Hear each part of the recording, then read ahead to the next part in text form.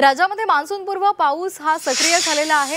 पुढचे 4 दिवस हवामान विभागाने कोकण, मध्य महाराष्ट्र आणि मराठवाड्यासाठी रेड अलर्ट जारी केलाय। या भागांमध्ये मेघगर्जनेसह पावसाची शक्यता आहे। सिंधुदुर्ग, पुणे, कोल्हापूर, सातारा, सांगली, अहिल्यानगरला ऑरेंज अलर्ट दिलाय, तर उर्वरित महाराष्ट्राला येलो अलर्ट जाहीर केलाय। छत्रपती संभाजीनगरामध्ये पावसाने हाहाकार माजवलाय। अनेक ठिकाणी रस्त्यांवर पाणी साचलेलं आहे, त्यामुळे वाहतुकीला अडथळा निर्माण होतोय, तसंच वाहन चालकांना मनस्ताप सहन करावा लागतोय। छत्रपती संभाजीनगरातल्या पैठणमध्ये वादळी वाऱ्यासह पाऊस झाला। या वादळी वाऱ्यामुळे झालेल्या पावसामुळे अनेक झाडं उन्मळून पडली, तसंच वीज पुरवठाही खंडित झालाय। विजेअभावी नागरिकांचे प्रचंड हाल झाले। जालन्यामधील भोकरदन, बदनापूर विजेच्या कडकडाटासह जोरदार पावसाने हजेरी लावली। या पावसामुळे अनेक भागातला वीज पुरवठा खंडित झाला होता। विजेअभावी नागरिकांचे हाल झाले। जालन्यामध्ये वादळी वाऱ्यामुळे रस्त्यावर मोठमोठी झाडं उन्मळून पडली। बदनापूर भोकरदन रस्त्यावरील विल्हाडी गावाजवळ बाबूल आणि आंब्याची मोठमोठी झाडं आहेत आणि ती पडलेली आहेत आणि त्यामुळे वाहतुकीसाठी आता हा मार्ग बंद झालाय। स्थानिक नागरिकांनी जेसीबीच्या सहाय्याने झाडं हटवली आहेत। पुण्याच्या शिरूरमधील पाबळ परिसराला ढगफुटी सदृश पावसानं झोडपून काढलं। या ढगफुटी सदृश पावसामुळे ओढे आणि नाले तुडुंब भरलेले आहेत। शेतमालाचं यामध्ये प्रचंड नुकसान झालंय आणि त्यामुळे शेतकरी चिंताग्रस्त झालाय। मनमाडमध्ये रात्री झालेल्या धुवांधार पावसामुळे रेल्वे स्टेशनच्या सर्वच फलाटांवरील छतांना गळती लागली, त्यामुळे प्रवाशांचे अतोनात हाल झाले। फलाटावर उभे राहिलेल्या प्रवाशांना त्रास सहन करावा लागला। अवकाळी पावसामध्ये जर ही परिस्थिती असेल तर पुढच्या येणाऱ्या पावसाळ्यामध्ये काय होईल असा प्रश्न आता सर्वांना पडलाय। नाशिकच्या येवल्यामध्ये गेल्या आठवड्याभरापासून पावसानं थैमान घातलंय। पावसामुळे कांदा पीक पूर्णपणे नष्ट झालेलं आहे आणि शेतकऱ्यांचं मोठं नुकसान झालंय। पाण्याची समस्या सुटायला काही प्रमाणात मात्र दिलासा मिळालाय। कोरोनाचे राज्यामध्ये 56 सक्रिय रुग्ण आहेत। हे सर्व रुग्ण महापालिकेच्या हद्दीमधले आहेत। या वर्षी जानेवारीपासून आतापर्यंत 87 रुग्ण आढळून आले, त्यापैकी 31 रुग्ण बरे झालेले आहेत। सध्या 56 जणांवर मुंबईमध्ये घरीच उपचार केले जात आहेत। राज्याच्या आरोग्य विभागाने ही माहिती दिली आहे। मुंबई पाठोपाठ पुण्यामध्ये सुद्धा कोरोनाचा शिरकाव झालेला आहे। पुण्यामध्ये 87 वर्षांच्या वृद्धाला कोरोना झालेला आहे। कोरोना बाधितांवर खासगी रुग्णालयांवर उपचार सुरू आहे, त्यामुळे पुण्यामधील आरोग्य यंत्रणा सतर्क झाली आहे। मुंबईच्या माहुलमधील 9098 घरांसाठी आज सोडत काढली जाणार आहे। या घरांसाठी 15 मे पर्यंत अर्ज भरण्याची मुदत देण्यात आली आहे, मात्र या घरांसाठी केवळ 248 अर्ज दाखल झालेत। आज या अर्जदारांसाठी सोडत काढली जाणार आहे। देशामध्ये यंदा तांदळाचं विक्रमी उत्पादन झालेलं आहे। तांदळाचं 12 कोटी टन उत्पादन झालंय, तर उन्हाळी पिकाचा यामध्ये समावेश केल्यास एकूण उत्पादन 13 कोटी टन असल्याची माहिती व्यापाऱ्यांनी दिली आहे। तसंच तांदळाला दर चांगला सुद्धा मिळतो। मुंबईमध्ये विशेष नोंदणी क्रमांकाची मागणी वाढलेली आहे। या विशेष क्रमांकासाठी वाहन चालक मोठी रक्कम द्यायला तयार झाल्याचं पाहायला मिळतंय। यंदा 32,000 फॅन्सी नंबरची विक्री झालेली आहे, त्यामुळे आरटीओने 14 कोटी रुपये कमावले। सांगलीमध्ये महसूल अधिकारी आणि कर्मचारी प्रशिक्षण शिबिर पार पडत आहे। जिल्हाधिकारी कार्यालयांमध्ये प्रशिक्षण शिबिराला सुरुवात झाली। सर्वसामान्यांना सेवा देण्याची कार्यपद्धती सुधारणा व्हावी यासाठी शिबिराचं आयोजन करण्यात आलं।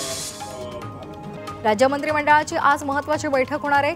सकाळी 11:30 मंत्रालयामध्ये ही बैठक आयोजित करण्यात आली आहे। वाढत्या कोरोनाच्या रुग्णसंख्येसंदर्भात या बैठकीमध्ये चर्चा होईल। तसंच राज्यामध्ये जो अवकाळी पाऊस झालेला आहे, त्यामध्ये शेतमालाचं मोठं नुकसान झालेलं आहे, त्या संदर्भात सुद्धा या बैठकीमध्ये चर्चा होण्याची शक्यता आहे। येवल्यामध्ये माजी मंत्री छगन भुजबळ यांचे बॅनर्स झळकलेत। भुजबळांना मंत्रिमंडळामध्ये पुन्हा एकदा स्थान मिळाल्याची बातमी मिळताच भुजबळ समर्थकांमध्ये आनंद पाहायला मिळतोय।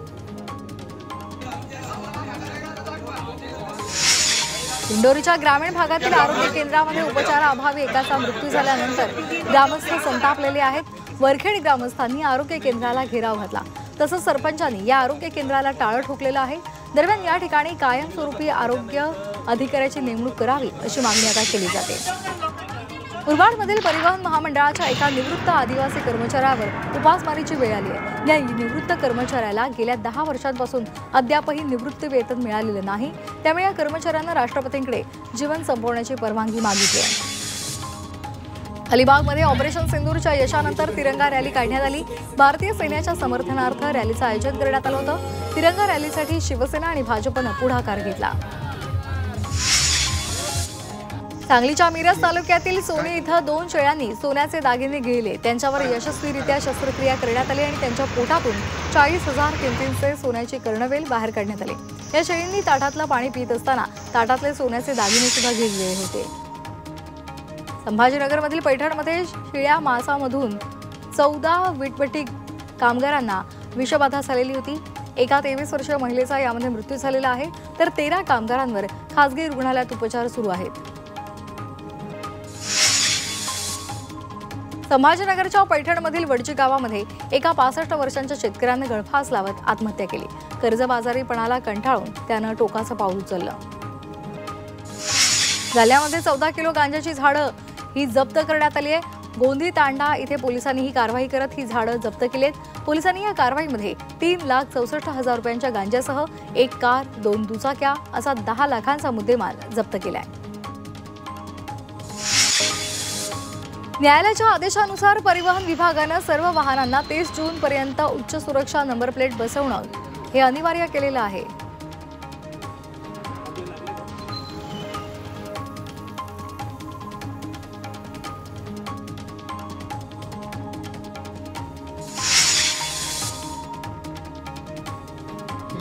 मुळशीच्या कोळवणमध्ये 36 तासांचं आपत्ती व्यवस्थापन शिबिराचं आयोजन करण्यात आलंय। या शिबिरामध्ये 273 प्रशिक्षणार्थी सहभागी झाले होते।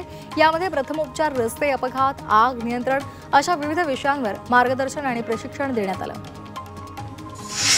कल्याण डोंबिवली पालिका क्षेत्रामध्ये 176 अतिधोकादायक इमारती असल्याचं उघडकीला आलंय। पावसाळ्यापूर्वी अतिधोकादायक इमारती या रिकाम्या करणार असल्याचं केडीएमसी उपायुक्त अवधूत तावडे यांनी सांगितलंय। नवी मुंबई आंतरराष्ट्रीय विमानतळाच्या पहिल्या टप्प्यामधील बरंच काम शिल्लक आहे, त्यामुळे 6 ऑगस्टपर्यंत या विमानतळाचा टेक ऑफ आणि लँडिंगसाठी वापर करता येऊ नये असं स्पष्ट निर्देश हवाई प्राधिकरणानं वैमानिक आणि विमान कंपन्यांना दिलेले आहेत। महसूल मंत्री चंद्रशेखर बावनकुळे यांनी नागपूर शहराच्या पाणी टंचाई संदर्भात अधिकाऱ्यांना सूचना दिल्यात। नागपूर जिल्ह्यातील पाणी टंचाई निर्माण होऊ नये, पाणी चोरी किंवा 30% असलेले लिकेज दुरुस्त करणे तसंच पिण्याच्या पाण्याचा प्रश्न तातडीनं सोडवणं अशा विविध सूचना बावनकुळे यांनी दिलेल्या आहेत। रायगडच्या उरणमध्ये गॅस टँकरचा ब्रिजच्या वळणावर अपघात झाला। अपघातामुळे टँकरमधून मोठ्या प्रमाणात गॅस गळती झाली। अग्निशमन दलाकडून टँकर बाजूला हटवून वाहतूक सुरळीत करण्यात आली। नंदुरबारच्या चरणमाळ घाटामध्ये जनावरांना घेऊन जाणारा ट्रक कोसळून भीषण अपघात झाला। या अपघातामध्ये 26 म्हशी आणि रेड्यांचा मृत्यू झालेला आहे, तर ट्रक चालकही गंभीर जखमी झालेला आहे। पंढरपूर नगरपालिकेनं काही महिन्यापूर्वीच प्रदक्षिणा मार्गावर नवीन डांबरी रस्ते तयार केले होते, मात्र नुकत्याच झालेल्या अवकाळी पावसानंतर रस्त्यावर खड्डे पडू लागलेले आहेत। यामुळे प्रदक्षिणा करणाऱ्या वारकऱ्यांना या खड्ड्यांचा आणि त्यावरच्या खडींचा त्रास होतोय। या त्रासामुळे वारकरी महाराजांनी नाराजी व्यक्त केली आहे। सातारामधील शाहू कला मंदिर आणि या नाट्यगृहाची दुरवस्था झाली आहे। नगरपालिका याकडे दुर्लक्ष करत असल्यामुळे अभिनेते आणि कलाकारांसह प्रेक्षकांना त्रास सहन करावा लागतोय। ज्येष्ठ अभिनेते सयाजी शिंदे यांनी या संदर्भात नाट्यगृहासंदर्भात नाराजी व्यक्त केली।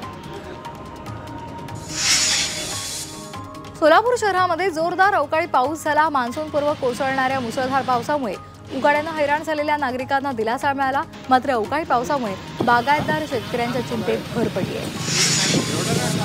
शहापूरमध्ये विजांच्या कडकडाटासह मुसळधार पाऊस झाला।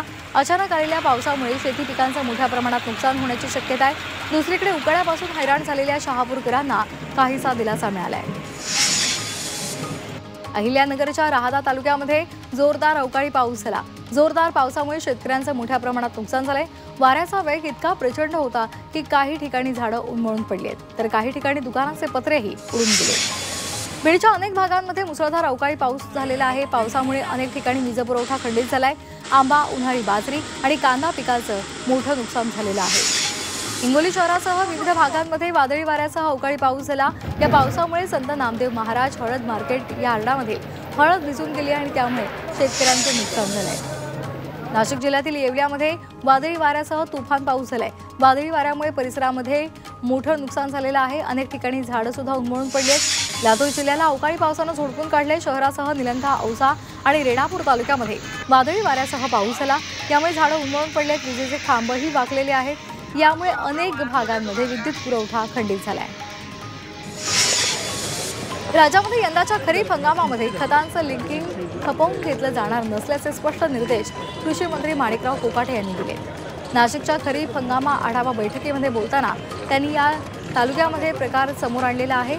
या तालुक्यामध्ये कृषी अधिकारी त्याला जबाबदार असतील असा इशारा सुद्धा कृषी मंत्र्यांनी अधिकाऱ्यांना दिलेला आहे। राज्यामध्ये अवकाळीमुळे सुमारे 27,000 हेक्टर क्षेत्र बाधित झाल्याचा प्राथमिक अंदाज कृषी विभागाच्या अधिकाऱ्यांनी व्यक्त केलेला आहे। हा आकडा वाढण्याची भीती सुद्धा व्यक्त केली जाते। नाशिक, जालना, अमरावती, चंद्रपूर आणि जळगाव या जिल्ह्यांना अवकाळीचा सर्वाधिक फटका बसलाय। वाशिम जिल्ह्यामध्ये गेल्या काही दिवसांपासून ढगाळ वातावरण आणि अवकाळी पाऊस पडतोय। ढगाळ वातावरणामुळे वांग्याच्या पिकांवर किडींचा प्रादुर्भाव वाढलेला आहे। सध्या बाजारामध्ये वांग्याची मागणी जास्त असून 30 ते 40 रुपये प्रति किलोचे दर मिळत आहेत। मात्र किडीमुळे शेतकऱ्यांचं मोठं नुकसान झालंय।